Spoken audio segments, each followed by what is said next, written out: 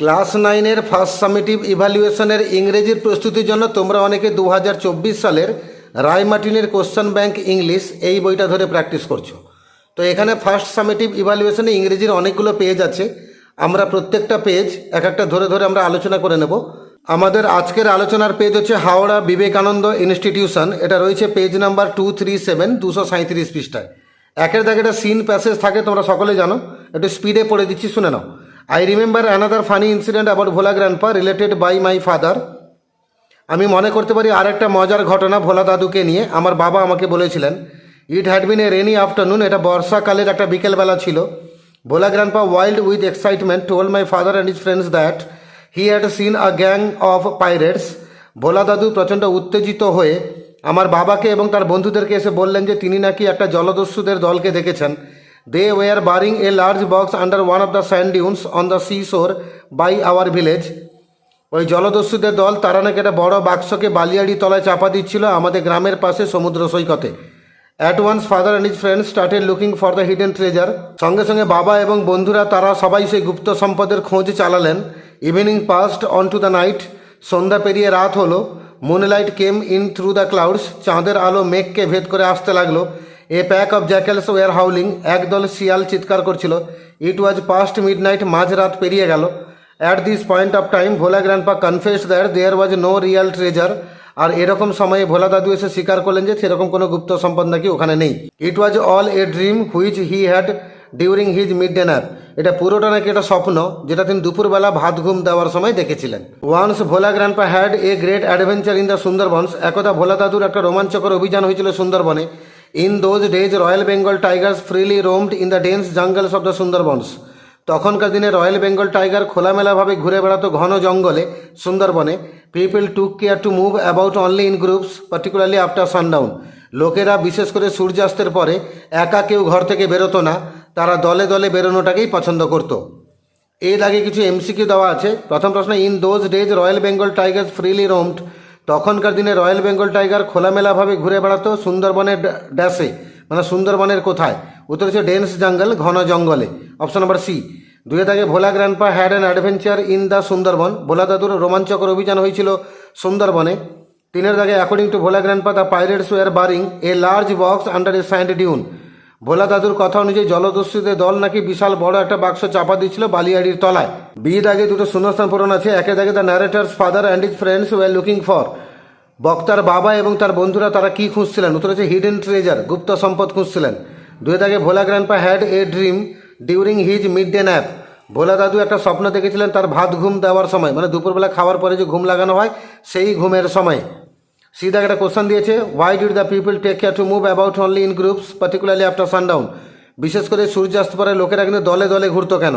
তার উত্তরটা বইয়ের লাইন লিখলেই হবে। ইন দোজ ডেজ থেকে শুরু করে আফটার সানডাউন পর্যন্ত এই সব জায়গায় আছে। In those days royal Bengal tigers freely roamed the dense jungles of Sundarbans. People took care to move about only in groups, particularly after sundown.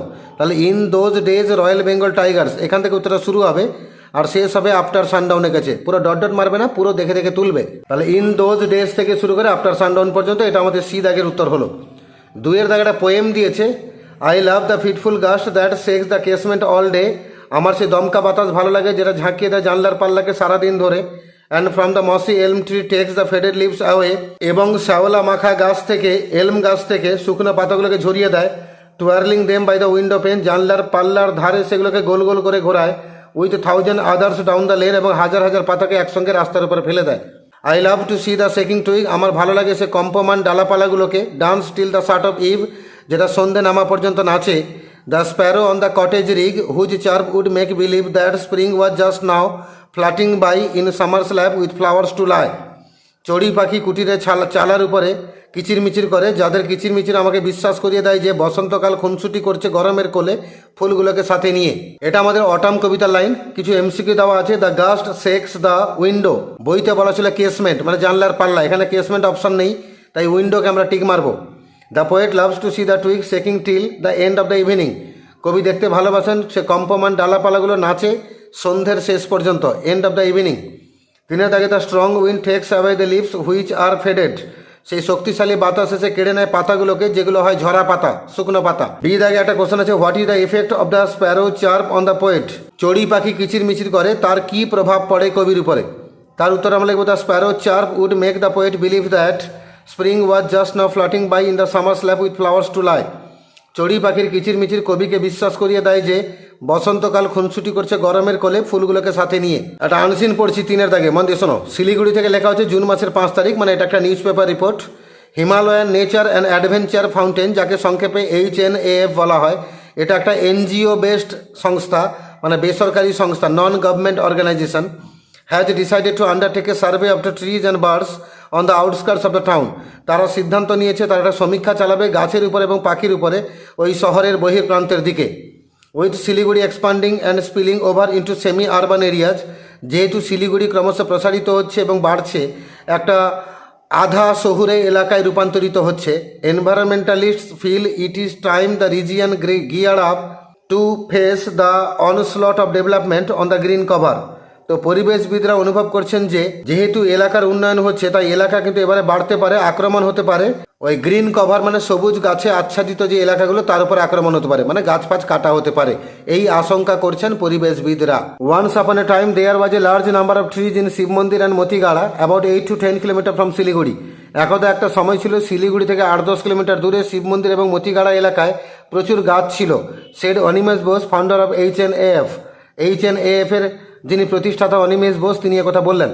Hour object is to survey the existing trees. আমাদের এখন লক্ষ্য হচ্ছে যে কটা গাছ আছে তাদের উপর সমীক্ষা চালানো। We will form A team, আমরা একটা টিম গড়ে তুলব, which will have school children as members, যাতে সদস্য হিসেবে থাকবে স্কুলের বাচ্চারা। লেড বাই আওয়ার এক্সপার্ট, যাকে পরিচালনা করবেন আমাদের বিশেষজ্ঞরা। The group will identify trees, ওই গ্রুপটা কিন্তু গাছগুলোকে শনাক্ত করবে। Other than trees the NGO will conduct a survey on birds, আর গাছ ছাড়াও এই বেসরকারি সংস্থা সমীক্ষা চালাবে পাখিদের উপরে। This winter we will undertake a study on them, আর এই শীতকালে আমরা ওই সমস্ত পাখিদের উপরে সমীক্ষা চালাবো। বোস সেড, মানে বোস এই কথা বললেন। That Siliguri is slowly expanding toward the west is evident from recent government initiative like the setting up of the first satellite township Uttarayan near Matigara. আর শিলিগুড়ি যে ক্রমশ পশ্চিম দিকে বাড়ছে, এটা পরিষ্কার। সরকার শব্দটা পদক্ষেপ চালু করেছে, একটা স্যাটেলাইট টাউনশিপ গড়ে তুলেছে, তার নাম হচ্ছে উত্তরায়ণ, সেটা মতিগাড়ার কাছে। তো এই জিনিসটা থেকে পরিষ্কার যে শিলিগুড়ি ক্রমশ পশ্চিম দিকে বাড়ছে। এটা নেওয়া হয়েছে আমাদের টেলিগ্রাফে প্রকাশিত একটা রিপোর্ট থেকে, সেপ্টেম্বর মাসে 5 তারিখ 2017 সালে। এমসিকিউ দেওয়া আছে 1 দাগে, the distance between Siliguri and Matigara is, Siliguri আর মতিগাড়া দূরত্ব কত? উত্তর হচ্ছে অ্যাবাউট 8 to 10 কিলোমিটার, 8 থেকে 10 kilometre. The founder of HNAF, এর প্রতিষ্ঠাতা হচ্ছে Animesh Bose. In winter study will be undertaken on birds, শীতকালে একটা গবেষণা বা সমীক্ষা চালানো হবে পাখিদের উপরে। Siliguri is slowly expanding towards the west, আর শিলিগুড়ি ক্রমশ প্রসার বিস্তার করছে পশ্চিম দিকে। বি দাগে শূন্যস্থান পূরণ। 1 দাগে full name of HNAF। HNAF এর পুরো নাম হচ্ছে Himalayan Nature and Adventure Foundation. আর 2 দাগে সোর্স অফ দ্য প্যাসেজ, এই প্যাসেজটা কোথেকে নেওয়া হয়েছে না, a report in the Telegraph, টেলিগ্রাফে প্রকাশিত একটা রিপোর্ট থেকে। 3 দাগে name of the first satellite township in Siliguri, শিলিগুড়িতে প্রথম উপগ্রহ কেন্দ্র শহর যেটা গড়ে তুলছে তার নামটা কি? উত্তর হচ্ছে উত্তরায়ণ। আর 4 দাগে HNAF is based in an NGO, সেটা একটা বেসরকারি সংস্থা। ট্রু ফলস আছে, আমরা TF লিখবো, সঙ্গে সাপোর্টিং স্টেটমেন্ট দেবো। 1 দাগে the team to be set up by the NGO will have school children as its member. এই NGO যে টিমটা বানাবে সেই টিমে স্কুলের বাচ্চারা থাকবে মেম্বার, অবশ্যই ঠিক, টি লিখলাম। সাপোর্টিং হবে we will form A team which will have, থেকে শুরু করে মেম্বার্স পর্যন্ত। লাইনটা কোথায় আছে খুঁজে দিচ্ছি, আমি এখানে ডট ডট দিচ্ছি, তোমরা ডট ডট দেবে না, পুরোটা দেখে দেখে লিখবে। লাইনটা কোথায় আছে দেখিয়ে দিচ্ছি, এখানে আছে we will form A team which will have school children as members. তাহলে উই উইল ফর্ম থেকে শুরু করে মেম্বার্স পর্যন্ত, এটা আমাদের প্রথম সাপোর্টিং স্টেটমেন্ট। আর 2 দেখা যাচ্ছে Siliguri is expanding and spilling over into urban areas. Siliguri ক্রমশ প্রসার বিস্তার লাভ করছে, শহুরে এলাকায় রূপান্তরিত হচ্ছে, কথাটা ভুল, ফলস। সেটা আরবান এরিয়াতে কনভার্ট হচ্ছে না, সেটা সেমি আরবান এরিয়াতে কনভার্ট হচ্ছে। সাপোর্টিং হচ্ছে with Siliguri expanding and spilling over into cm urban areas, এটা সাপোর্টিং স্টেটমেন্ট, এটা বইয়ের লাইন দেখে দেখে তুললাম। এবার আমরা 4 দাগে যাব। প্রথমে কারেক্ট অল্টারনেটিভ দিয়ে শূন্যস্থান পূরণ করতে হবে। The moon beam was brighter than ever on Sophie's pillow, she decided to get out of bed and closed the gap in the curtains. সোফির বালিশের থেকে উজ্জ্বল ছিল চাঁদের রশ্মিগুলো, সেই সিদ্ধান্ত নিল বিছানা থেকে উঠবে এবং ওই পর্দার যে গ্যাপগুলো সেগুলোকে বন্ধ করবে। আমাদের 5 দাগে ডু অ্যাজ ডাইরেক্টেড, 1 দাগে he has found the book, voice change করতে বলেছে, আমরা লিখবো the book has been found by him. 2 দাগে he said to me are you ill, এটা নারেশন চেঞ্জ করলে হবে he asked me if I was ill, মানে সে আমাকে জিজ্ঞেস করলো আমি অসুস্থ ছিলাম কি না। আর 6 দাগে দুখানা শব্দ সমার্থক শব্দ আনসিন থেকে খুঁজতে বলেছে। An object sent into space to collect information, একটা বস্তু যাকে মহাকাশে পাঠানো হয় বিভিন্ন তথ্য সংগ্রহের জন্য তাকে আমরা উপগ্রহ বলি, সেটা ইংরেজি হচ্ছে স্যাটেলাইট। শব্দটা কোথায় আছে খুঁজে দেবো, আগে শুনে নাও। 2 দাগে এ ফিয়ার্স অফ ডিস্ট্রাকটিভ অ্যাটাক, একটা ভয়ঙ্কর এবং ধ্বংসাত্মক আক্রমণ তাকে অনস্লট বলে। তো চলো শব্দগুলো কোথায় আছে খুঁজে নেব। স্যাটেলাইট শব্দটা এখানে পেয়ে যাবে, অনস্লট শব্দটা এখানে পেয়ে যাবে। তো এইভাবে হাওড়া বিবেকানন্দ ইনস্টিটিউট যে স্কুলটা ছিল সেই স্কুল থেকে মডেল পেজটা আমরা পুরোটাই আলোচনা করলাম, সিন আনসিন গ্রামার।